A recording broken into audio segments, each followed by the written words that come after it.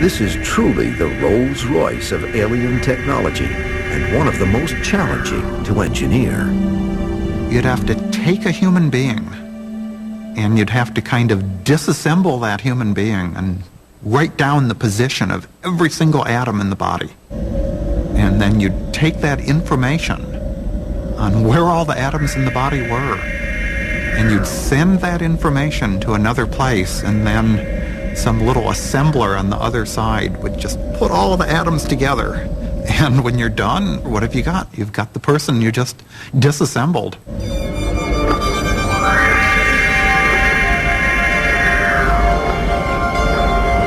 But what if there are glitches?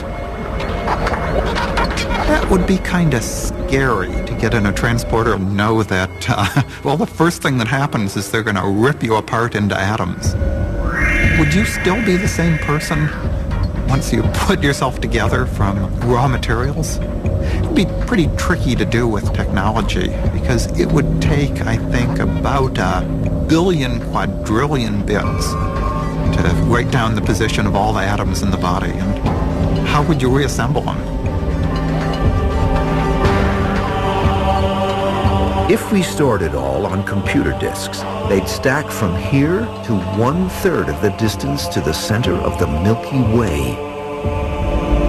The aliens have installed a super compact supercomputer that can handle all that data. You'd need some sort of nanotechnology that could put all the atoms in the right place and get everybody started up again. Still, I'm ready. There's a side benefit to the transporter the sci-fi screenwriters never explored, but our alien engineers certainly must be aware of. If you can pull apart something into a pile of atoms, then reassemble it somewhere else, then you must be able to take any pile of atoms and reassemble them the same way. In other words, the teleporter can also be a copy machine, a cloning device, as long as you have the information on how to reassemble the atoms. So the way I would transport you is to take you and scan you and take all the information that makes you up as a human being and transport it from one place to another, and then take some atoms I already have over here and combine them with that information and make another copy of you over here. Great, except you're still over there. That's simple, I vaporize you, now you're only over here.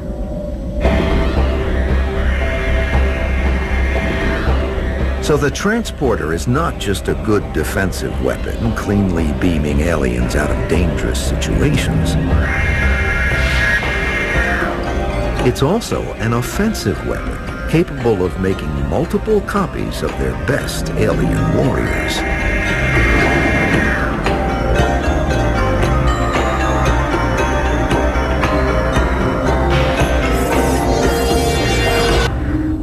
Again and again, the most bizarre things we humans can imagine are standard features of the alien ship. They may work at a level beyond our understanding of physics and the natural world, but they don't necessarily defy physics and quantum mechanics. Maybe anything and everything is possible.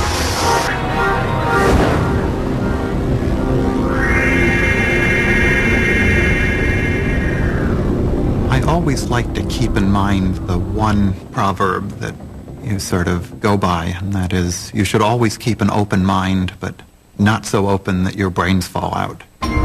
By studying the craft, our engineers can tell us how it works, but there's still one big mystery. Where did it come from?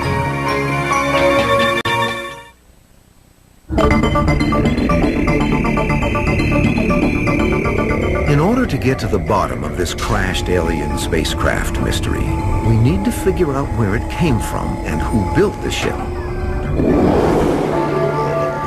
Maybe we can spy on these alien creatures from a distance and find out their intentions.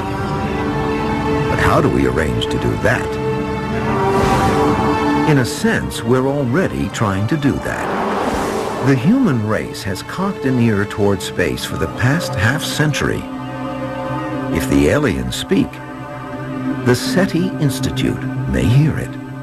SETI is the search for extraterrestrial intelligence, and really what it is an experiment to try and find out if there's anybody out there that's as clever as we are, or more clever, not by going there or waiting for them to come here, but simply by trying to eavesdrop on signals they might be sending our way.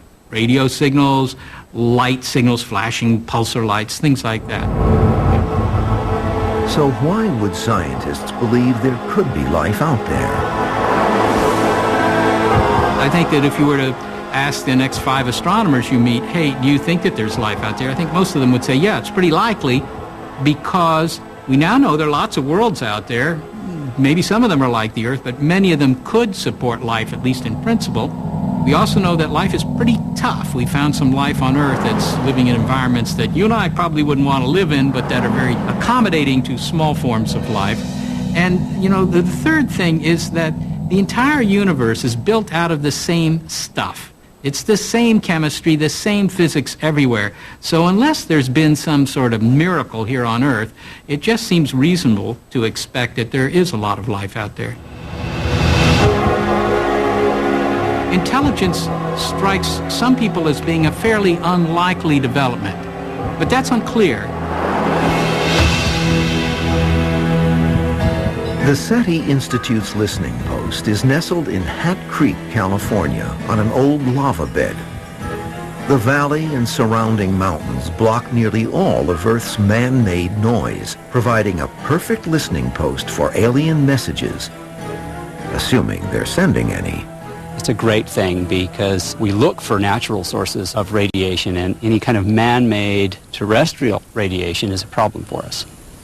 The piece of equipment behind me is an antenna, one of the individual elements that will comprise the 350-element Allen telescope array when it's completed. The listening post consists of an array of radio telescopes resembling satellite dishes. They collect radio radiation from space. Among all the noisy frequencies out there, SETI listens most intently to microwave signals.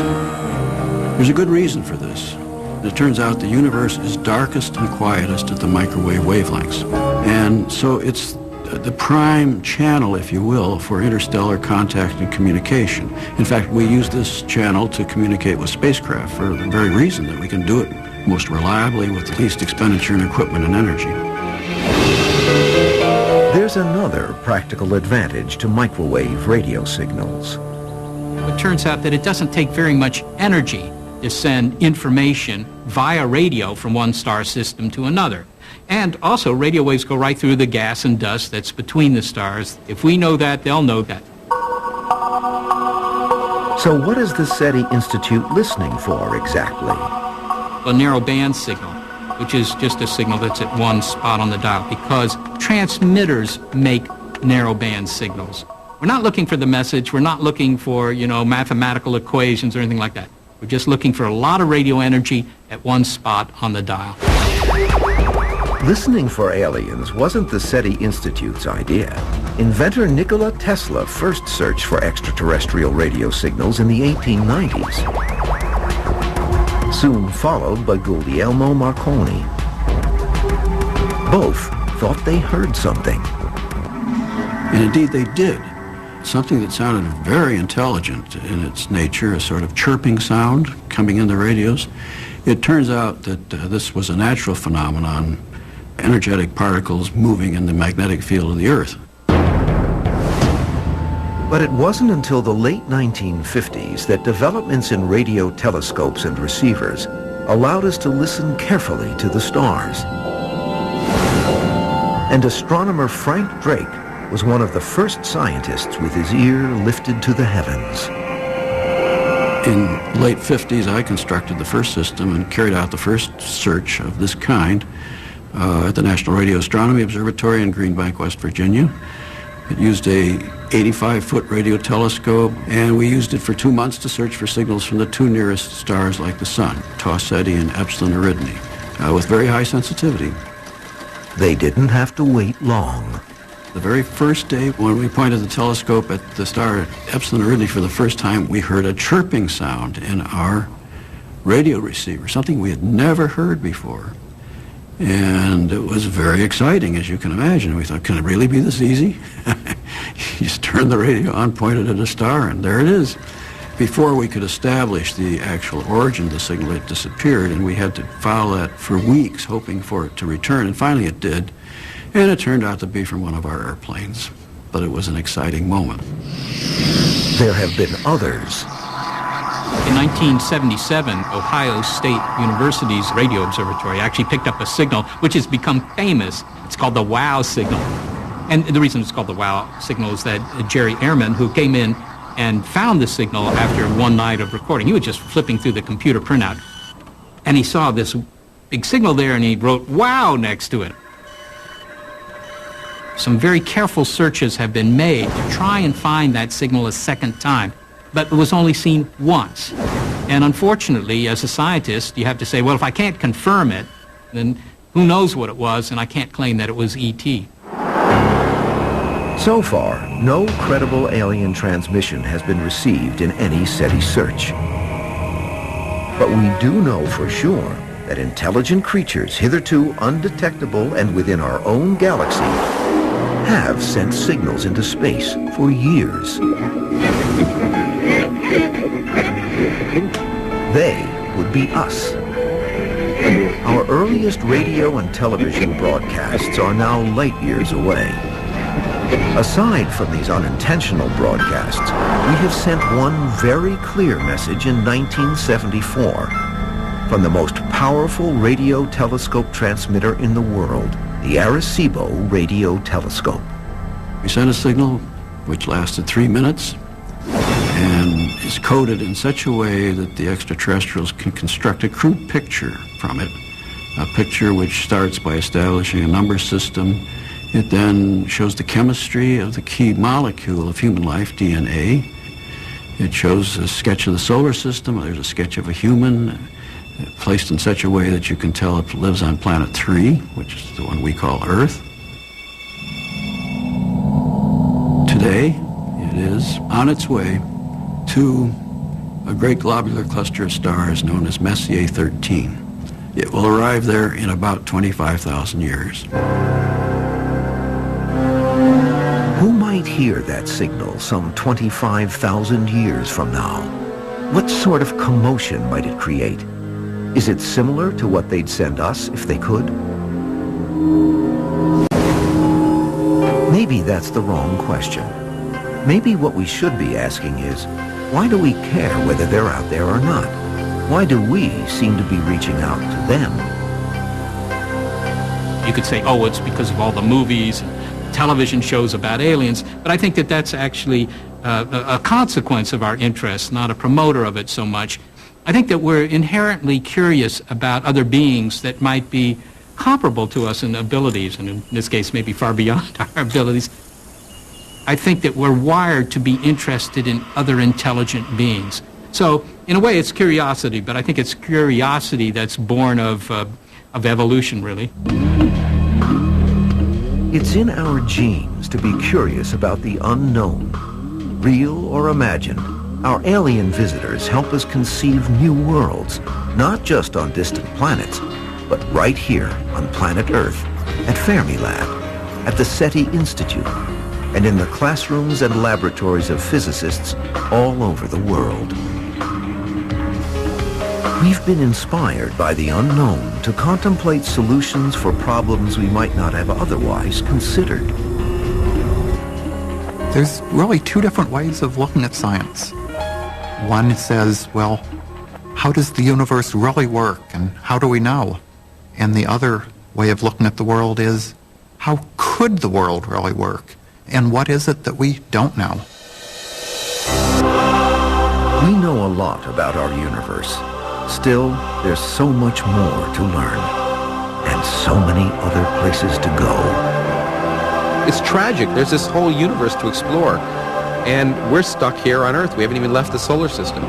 And so it's easy to hope that one day we will be able to travel throughout the galaxy and experience directly all its wonders. And perhaps one day we will.